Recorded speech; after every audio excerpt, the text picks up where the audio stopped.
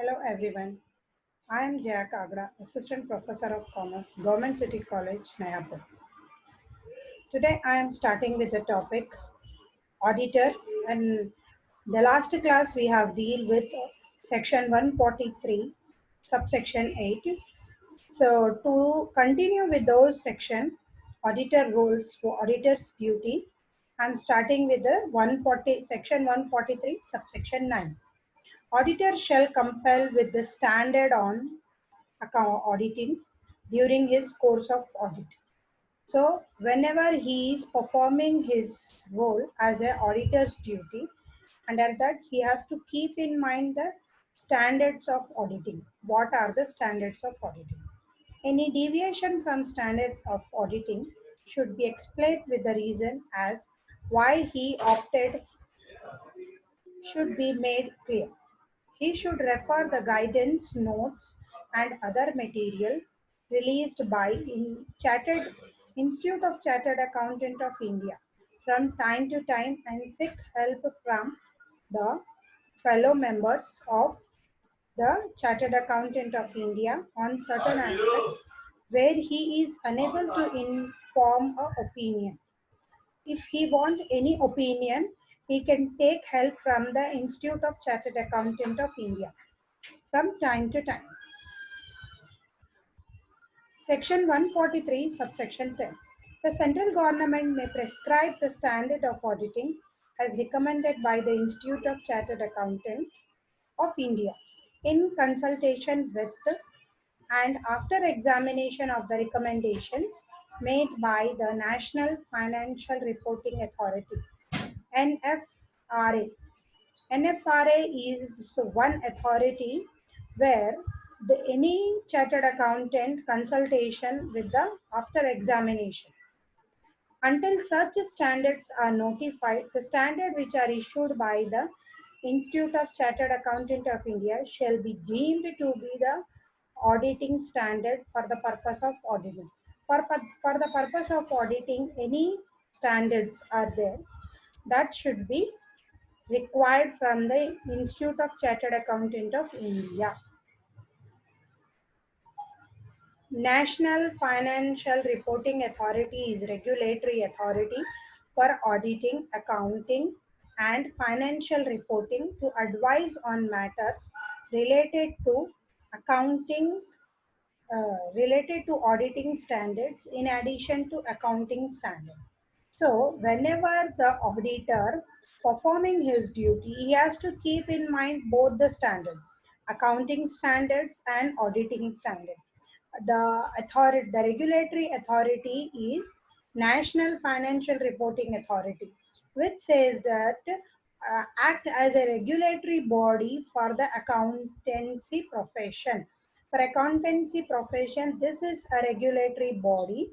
In this, where the auditor has to perform the duty, when auditor is performing the duty, he has to keep in mind two standards, accounting standard and auditing standard as per the requirement. Section 143, subsection 1. The central government may, in consultation with the National Financial Reporting Authority, direct that the audit report in case of specific class of company shall include a statement on such a matter as may be specified therein. So, central government, in consultation with the National Financial Reporting Authority, has specified the classes of the company. So, high class company, low class company. In that case, this include the matter specified therein. Whatever the matter is there, they specifically mention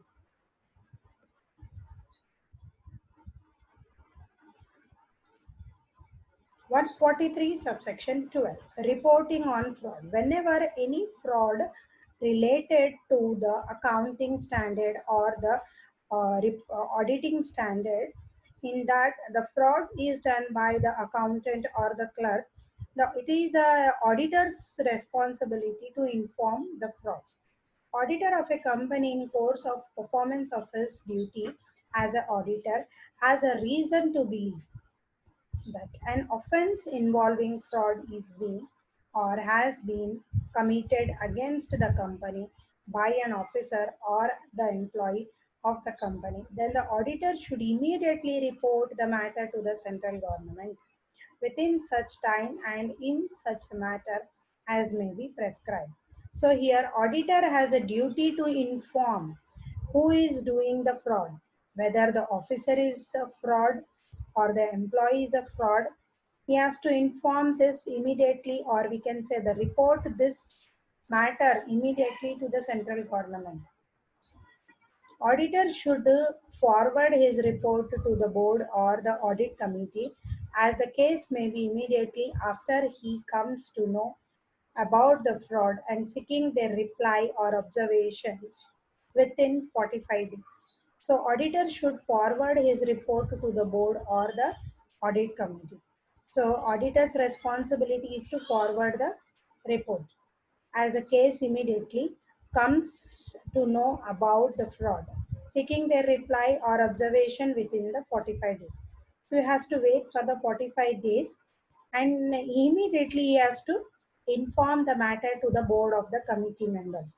Who are the committee members in the board? He has to inform about the fraud. Section 143, subsection 13, sorry. However, auditor will not considered as a guilty of professional misconduct if he does his duty in good faith.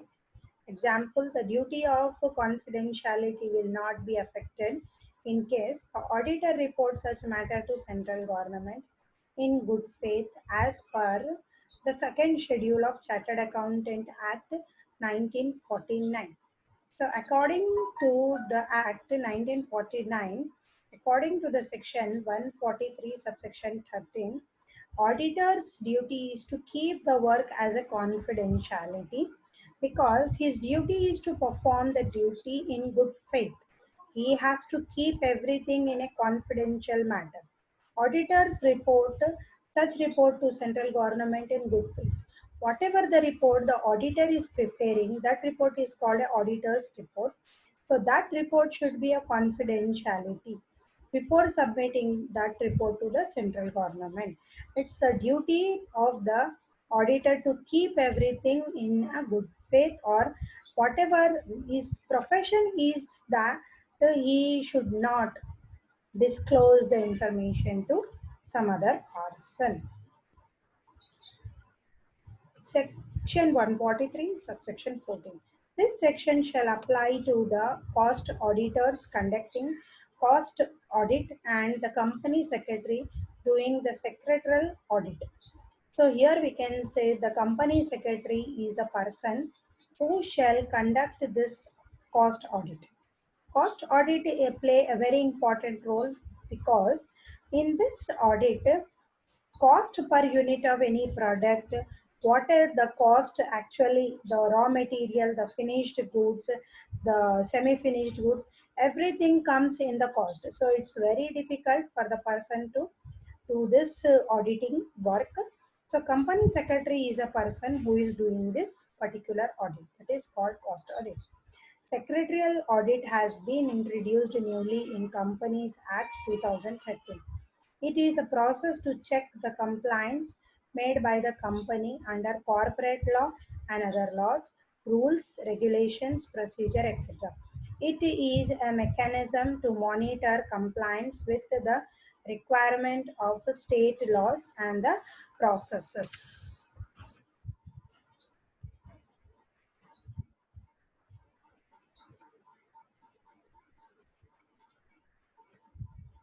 Section 143, subsection 15. Penalties for non-compliance. If the chartered accountant, company secretary, or the cost auditor do not compel with any of the provision of this act, then he will be punishable with a fine which shall not less than be 1 lakh, but which shall be extended to 25 lakhs. If any person as acting as a company auditor, in that position, auditor's duty is to perform his duty truly and fairly.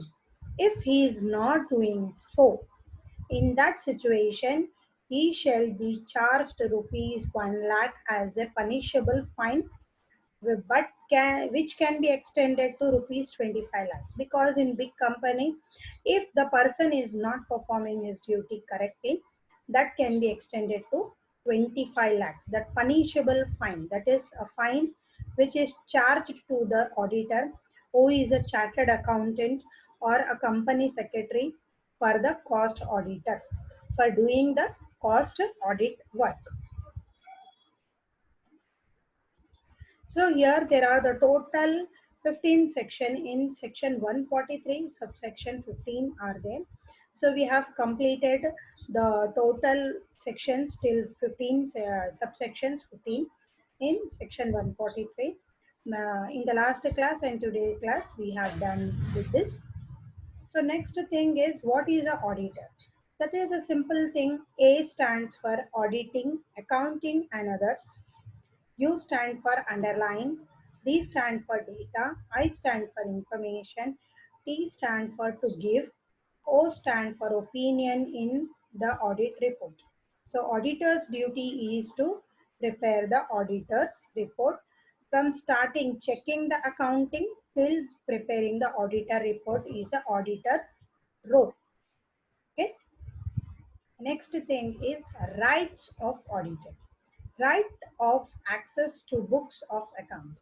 So here, what are the books of account? The books of accounts which are maintained by the accountant or the clerk. Every auditor of a company has a right to access at all times to books of account and vouchers of the company, whether kept at the head office of the company or elsewhere. Thus, the auditor may consult all the books, vouchers, and documents whenever he so like. So, whenever the auditor wants to check the books of accounts or the documents or the voucher, he can consult this or check these things, because he has right to check those things. This is his statutory right. So here we can call it as a, he has a compulsory right. He may pay a surprise visit without informing the directors in advance, but in practice, the auditor informs the director before they pay their visit. So before they come, they inform the director. They have right to, they cannot, they should not inform the director. They can give a surprise visit also, because he has a right. These are the rights of the auditor. Right to obtain information and explanation. He has a right to inform, a right to obtain from the directors and officers of the company any information and explanation as he thinks necessary for the performance of his duty as an auditor. So he has right to obtain from the director and the officer of the company any information. He can ask for any information, he can ask for any explanation, because he is appointed as an auditor, and if he is appointed as an auditor, he has to perform his duty. When he is performing his duty, he has certain rights. These rights are, he can ask for any information, he can ask for any explanation anytime, and they are supposed to give all those information and explanation, and the books of accounts and the vouchers and the data and the document, everything. Whenever the auditor is asking, the person has to submit all those things, including the director or the officer are the person who are very important from the company point of view. So whenever anything is asked, any information, anytime, yeah, they have to ask. If they are not giving, suppose if they are not submitting those things, the auditor has every right to mention all these information, all those facts in his auditor's report. He has to mention everything in a written form. So if anything is not submitted, he can write. If anything is submitted with explanation, he can write all those things in a auditor report. Right to correct any wrong statement. Auditor is required to make a report to the members of the company on the accounts examined by him, and on every balance sheet and profit and loss account and on every other document declared by his act to be a part of or annexed to the balance sheet or profit and loss account, which are laid before the company in general meeting during his tenure of office. So if anything is wrong related to act, anything is wrong related to balance sheet, related to profit and loss account, or any document which is not according to act or not according to rules and regulation, or the rules and regulations which are framed in the company general meeting, all those things, if anything is wrong, he has every right to correct them. Any wrong statement, he has an auditor has every right to correct them.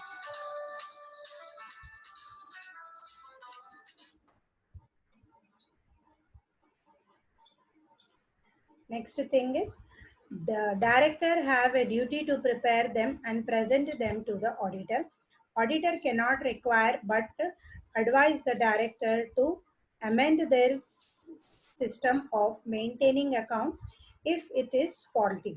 If his suggestions are not carried out, he has a right to refer the matter to the member. If the method of accounting is inadequate, he must state the fact in his report that proper books of accounts, proper books of accounts are made that have not kept been by the company. If his reports, he must state that the company in his report that proper books of account have not been kept by the company. So here the director have a duty to prepare them and present them to the auditor. The auditor cannot require but advise the director to amend their system, because here if the director is wrong, auditor has right to advise the director, because he cannot to change the system, but he can advise the director to change the system. He can give suggestions. He has every right to refer. If the method of accounting is inadequate, he must state the fact in his report that the proper books of account have not been kept by the company. If the books are not being kept according to the rules and regulations, according to the cap, or in a proper way the books of no accounts are not maintained, auditor has every right to inform the same thing to the director or mention in the auditor's report. Right to receive notice and other communication relating to general meeting and amend them. Under section 231, an auditor of a company has a right to receive notice and other communication relating to general meeting. In the same way as a member of the company, he is also entitled to attend any general meeting which he attend, or any part of the business which concern him as an auditor. According to the power of the auditor, he may make any statement or explanation. Means, according to this section 231, auditor of a company has a right to receive notices and other communication relating to general meeting. In the same way, the member of the company, he is also entitled to attend the general meeting. He has every right to attend the general meeting because the person is appointed as an auditor of the company. Okay. Then next thing, he attend or any part of the business which concern him as an auditor. According to the power of the auditor, he may make any statement or explanation with regard to the accounts as he may desire. Mean, at the time the situation comes, he has every right to inform or speak in the general meeting, or submit some explanation or statement about the books of account.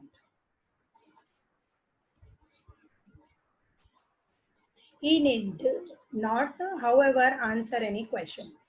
Means he is not in a, there is nothing to be answered or question. Ordinarily, it is not necessary for an auditor to attend every general meeting, but it will be good for him to attend meeting in the following circumstances. What are those circumstances? Number one, when his report contain important qualification directly affecting the management so that his remark may not be misunderstood or misinterpreted. So the important thing is the report contain the qualification directly affecting the management. Okay. Next thing, when he has received a notice from the company that someone else is going to be proposed for appointment as an auditor of the company at annual general meeting. If someone else is appointed as an auditor, then the old one auditor has every right to attend the meeting. Next, when he has been specially asked by the management to be present. When management itself is asking him to attend the meeting, then he has every right to attend that meeting. So these are the three circumstances where the auditor can attend the annual general meeting. Otherwise, there is no question of attending the annual general meeting. Right to have a legal and technical advice. He has a right to seek the opinion of the expert and thus take a legal and technical advice. He can take legal and technical advice. This is necessary to give his opinion in his report. He has a right to receive his remuneration provided. So here the person has every right to take the technical or legal advices from any other person. This is necessary to give his opinion in his report. And he can also give a good legal or technical advice to any person because he is mentioning in his report. He has a right to receive his remuneration provided he has completed the work which he undertook to do. So he has every right to receive the fee, whatever the amount he is, the remuneration which is decided to perform the auditor's duty. So he has every right to receive his remuneration, his pay. Thank you so much.